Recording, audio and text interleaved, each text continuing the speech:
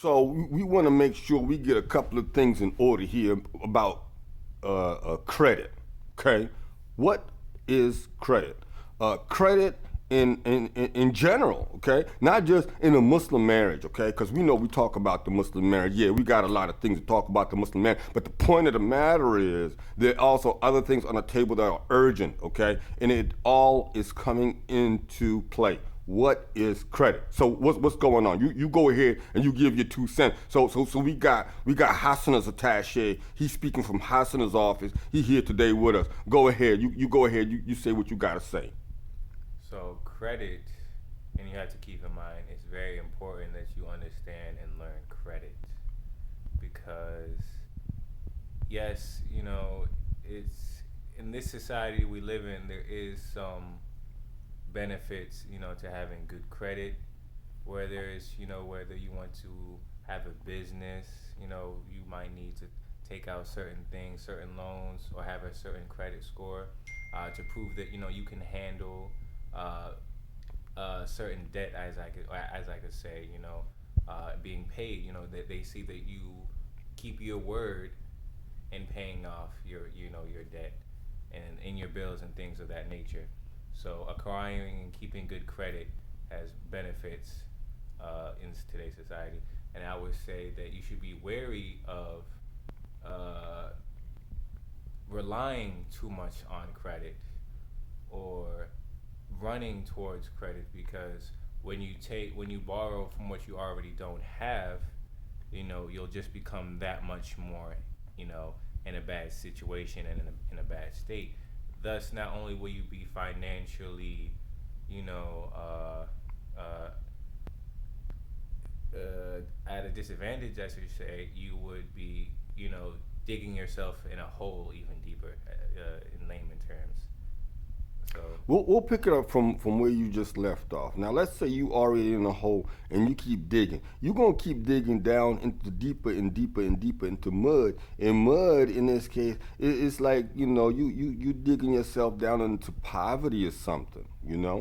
So the other thing I think is important to really balance off of is the fact that you know understanding credit, and like you said, borrowing from something that you don't already have, that's horrible. Okay, now let's say that they, usury or interest, and I think there's a difference and there's a distinction, and we're going to have to talk about that on the financial segments.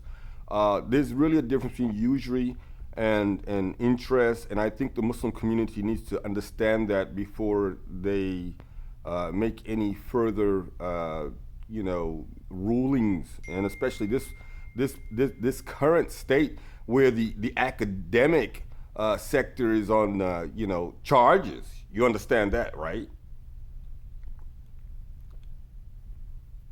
yes. Basically, what we're saying is that uh, you know Islam does have a lot of financial planning in it, uh, derived from the actual Quran itself. So it does, and people do not know things like checking accounts and money transfers. These were things that were established by Muslim pioneers. So we'll get back to that. But we're talking about credit. So you're borrowing from something that you don't already have. Interest, better known today and only known today. People do not understand usury yet. Interest is actually added on. Once interest is added on, where do you stand from there? Once interest is added on, you will until you pay off initially what you already borrowed. You'll have to pay more on top of that because interest stacks. It stacks. The longer you owe, the more you'll end up having to pay because of interest. Correct, correct. So let's say your interest is like 2%. So what's 2% on if you borrowed $100? $120. Okay. So 2% is going to raise your balance from, really? No, no, I think my math was off on that. Your math was off on that? Okay. I like numbers. So let's say you had $100. and you invested that $100 because I like to talk investments. So you invested that $100, and you got 2% of that $100 back. How much did you actually get back?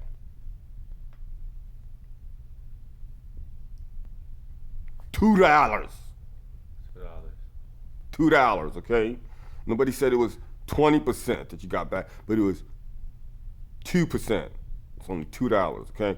So now let's say you said, okay, so I'm getting charged $2 on this $100 that I borrowed that I didn't have, correct? Yes. Okay. So now how does $2 sound to you? Does $2 sound like it's a lot of money to you? $2? No, not really. Okay, Not at first. yeah, okay. So at first glance, you're like, no, okay, I'm being charged 2%. So I work extra time, right? Work extra time at my job and everything. I could easily make $2. Or it might Minimum be- wage, yeah, right? Yeah, definitely. Okay. All right. So you go month in, month out. And only this time, you don't only spend $100. You spend $1,000 now. Ooh, so now we're getting into it. So Okay. So now you spent $1,000, and those $1,000, let's say you went ahead and you would charge 20% on that $100. So now you have that 20% instead of 2% that you had on $100. Okay. So you're looking at a $200 difference now. We went up from $2 that you thought wasn't all that much to $200. But you got a greater problem now. That's the habits, the spending habits. You're used to the fancy clothes now, the fancy shoes. You're used to driving a specialized car, and you happen to take out an extra a loan against the house. So that $200 that you're looking at on your credit card, that's your least of your worries, the bottom line. And at this point in time, how do you get out of that mud? How do you get out of that mud if you are times 5 in that $200? $1,000 in debt now. How do you get out of the mud?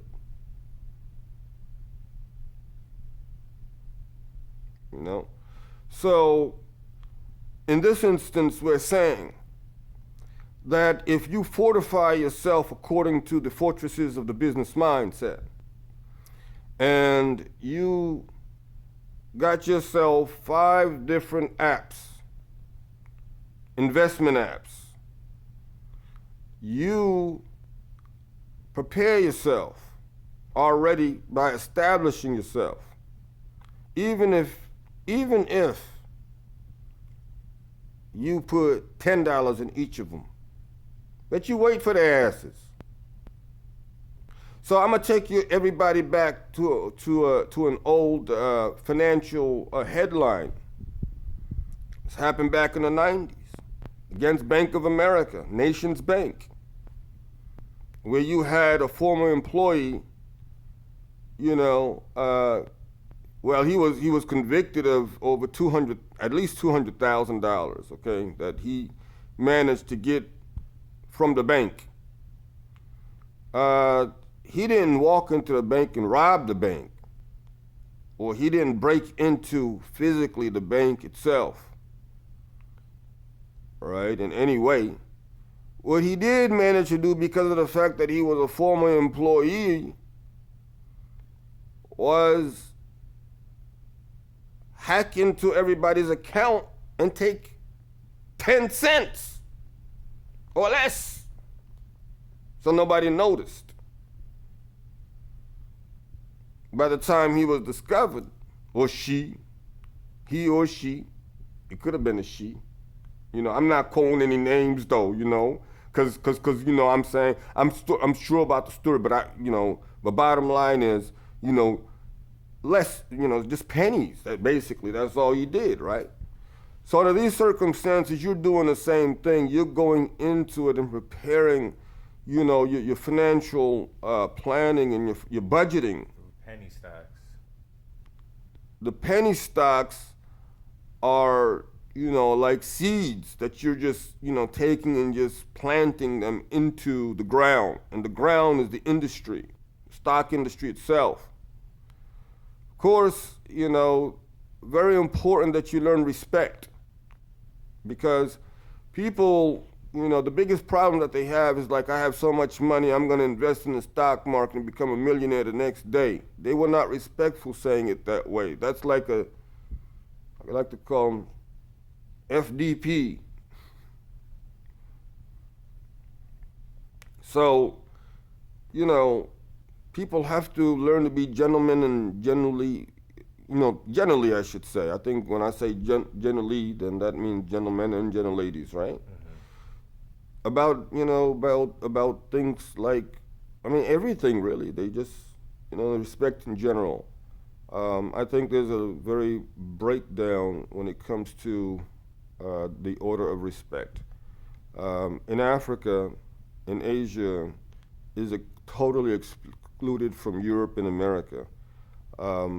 Europe and American, youth. I had to tell the youth the other day, man, you better know who you're talking to. See what I'm saying? And I had to put him in his place, to an extent where, you understand what I'm saying. But the bottom line is, had it been Africa, it would have not even been thought of. Because if any person, whether it's male or female, or even a day older than you, one day, you still have to you owe them a certain level of respect.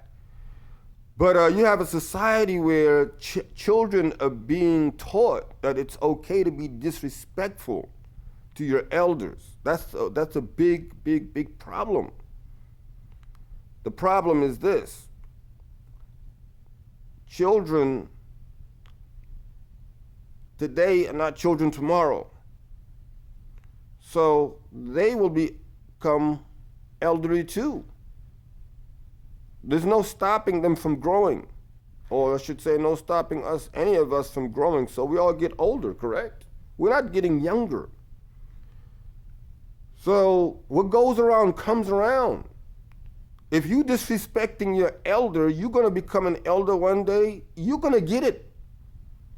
You're going to get it. And that has to be made very, very, very clear, because God himself put that order there. So who are you, and that's a hot topic right there. But getting back to putting the, stocks in there, the penny stocks. So again, let's say the first day you put in $150.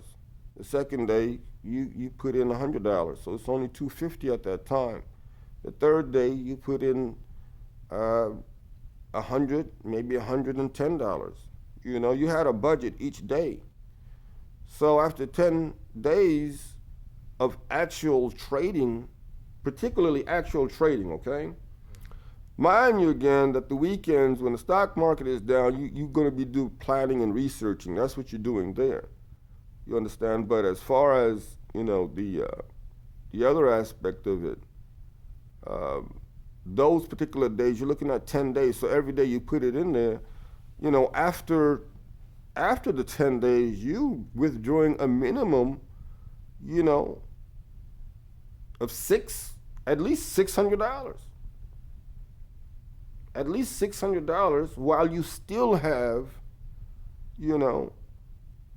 hundreds of dollars in penny stocks. Only this time you learned how to plan when you're going to break down your account, how you're going to service the account, what were the moments. You need to go back and study, the data, information, of the events, the movements. You need to understand those things. So when you come back the next time, you're putting that experience into your investment a second time around. You see what I'm saying? So so if you really did do 10 days worth of trading and you bought these stocks, at the end of the 10 days, you should have 1,500, round about 1,500, okay? Definitely, you can get 1,500 in there, okay? But by the time you get to 1,500, you say, guess what? I want my $1,000. So you take the $1,000 out. When you take the $1,000 out, you start to reservice the account right away, which means, you start to plan on which ones you're going to sell off to eliminate any risk. So you start to work on a risk factor, from a purely, business perspective, business standpoint. You do that. The second phase, of servicing. So once you complete that task, and you add on again the fact that you're exploring, so of course you're going to repeat what you did the first 10 days. Except you're even going to be smarter about it. You're going to try and spend even less than you did the first, you know what I'm saying? At the end of the second 10 days, most likely you're going to collect another $1,000 and have more actually left in there than you did the first time. And then it would work out that way every 2 weeks, because 10 days in trading is only 5 days of actual business, and then there's holidays and stuff. So that's important information. So this is the Jannaat radio station, correct? Of America.